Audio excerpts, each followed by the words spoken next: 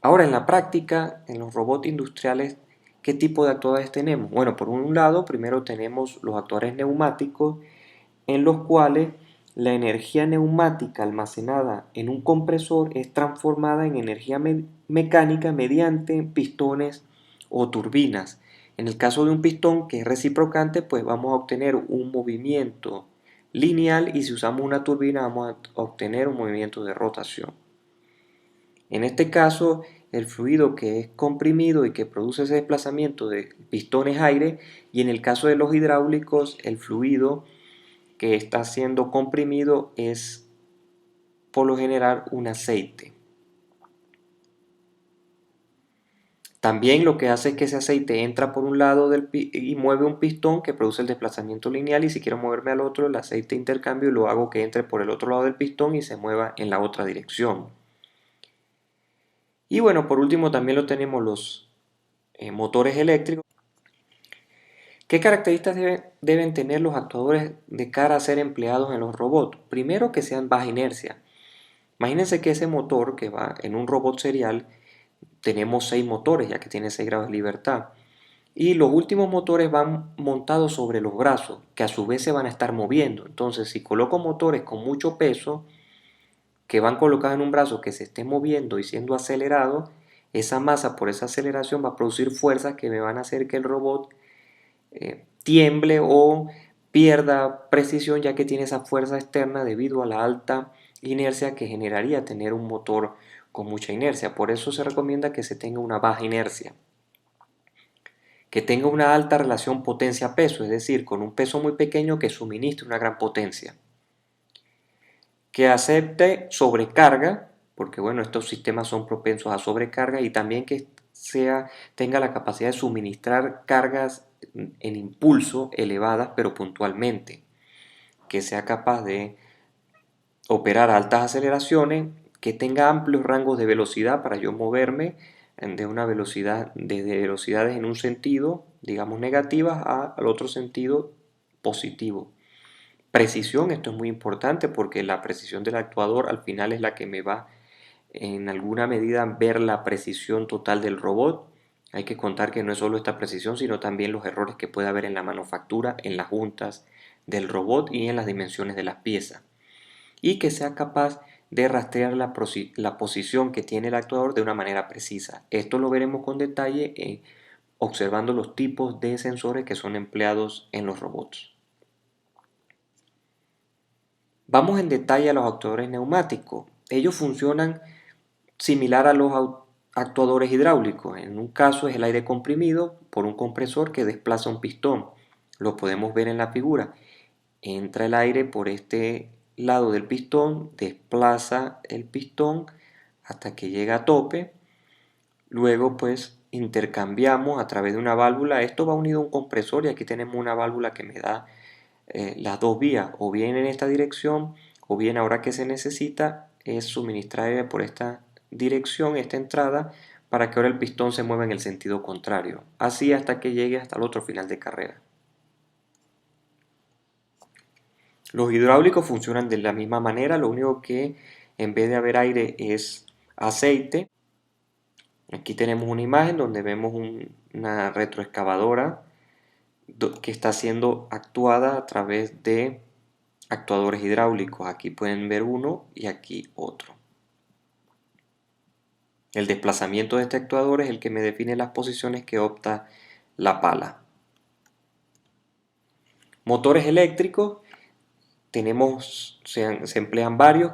El primero de ellos es un motor paso a paso, pero este se emplea principalmente a nivel de robots que no se desplazan a grandes velocidades y tengan aceleraciones, o en la parte como en el laboratorio a nivel de modelismo y de prototipado, para solamente observar el movimiento del robot, más no someter el robot a altas velocidades y aceleraciones. Su funcionamiento es que estas bobinas se energizan, y en función de la bobina que está energizada se va a crear un campo magnético que va a hacer que estos dientecitos que tiene este rotor se vayan moviendo. También hemos visto que en las prácticas de Arduino vamos a trabajar con un motor de corriente continua, donde yo tengo un rotor estator que suministro corriente y eso me produce una rotación, que pueden ser motores de corriente continua con estas escobillas o sin escobilla. Y utilizan corriente continua, a diferencia de otros motores con un comportamiento de funcionamiento parecido, pero en este caso sometidos a corriente alterna. Estos motores no es fácil controlar la posición exacta angular del motor. Si queremos realmente controlar de una manera precisa y además si le queremos decir en algún momento que se quede fijo en un punto, ya necesitamos servomotores. Y tienen esa ventaja que ubican, si es de rotación, pues estará rotando, lo ubico en cualquier posición dentro del rango de operación, claro, en función de la precisión que tenga el motor, y también me permite que en ese punto se quede fijo. Aquí podemos ver una imagen del motor utilizado para el robot paralelo 3PRS que está siendo ensayado. Aquí lo que buscamos era ver la relación entre la acción de control que viene del computador y la fuerza que se producía en el eje para obtener una relación lineal entre la fuerza que aplicaba, en este caso más que fuerza es par porque está rotando, con respecto al voltaje. En el laboratorio trabajaremos con servomotores tipo para modelismo, para juguetes, como el que aquí les estoy indicando. Ahora bien, puede que suene muy simple que sea para modelismo, pero esto nos va a permitir adquirir los conocimientos para que si ustedes más adelante se encuentren un problema del tipo industrial como el que aquí resolvimos, fue resuelto cuando construimos el robot 3PRS, lo que tienen es que el conocimiento que ya traen de los servomotores para modelismo es un paso más, es solo ver los catálogos de los nuevos motores y evidentemente manejar el sistema o el lenguaje de programación que va a ser empleado para impulsar para mandarle la señal a ese motor. En el caso del laboratorio nosotros vamos a utilizar el sistema de programación que viene con el desarrollador de Arduino. Por último, mencionarles cómo seleccionar un motor y bueno, es la potencia, se selecciona en función de la potencia. Si es un actuador de rotación es el par de torsión por la velocidad angular y si es lineal es la fuerza por la velocidad. Y la potencia se expresa en kilovatios o caballos de fuerza, HP.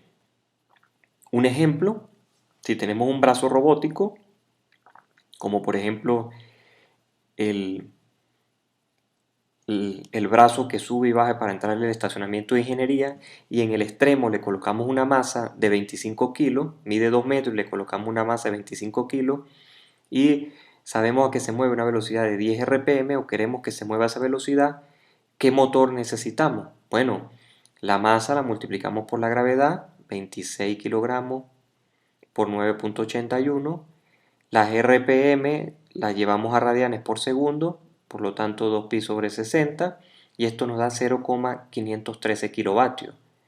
Si recordamos que un HP es 745 vatios aproximadamente, entonces se requiere de un motor de 3 cuartos de HP para esa tarea.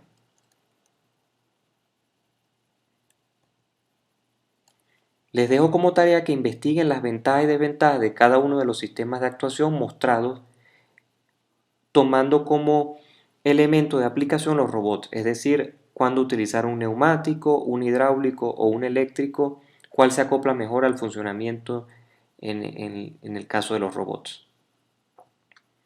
En resumen, hemos presentado el sistema de actuación, una parte fundamental de un robot. Hemos mostrado un ejemplo de selección de un motor, no es otra cosa que determinar la potencia, y mencionarles que en la práctica de laboratorio vamos a controlar un motor de corriente continua y además un servomotor con el objeto de construir un brazo robótico de un grado de libertad. Finalizamos con las referencias y atribuciones y continuamos en el siguiente video.